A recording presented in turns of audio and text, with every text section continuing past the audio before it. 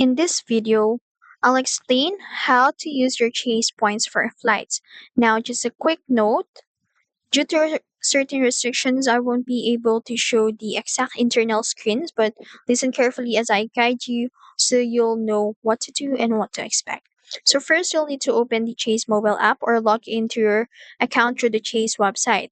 And once you're in, look for the section called the Ultimate Rewards. This is where all your points are stored and managed. So if you have more than one Chase credit card but that earns points, you might see a multiple accounts. So make sure you select the card with the points you want to use.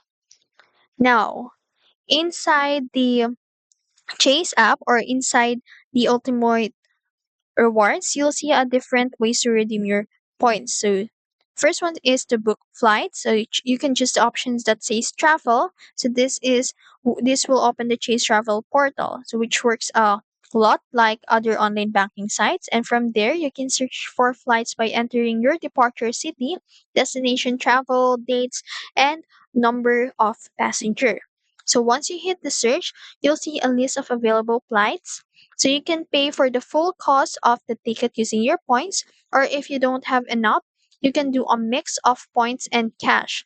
So the value of your points may vary depending on which Chase card you have. For example, which with cards like the Chase Sapphire, so preferred or a reverse or reserve, you usually get extra value per point when booking through the portal.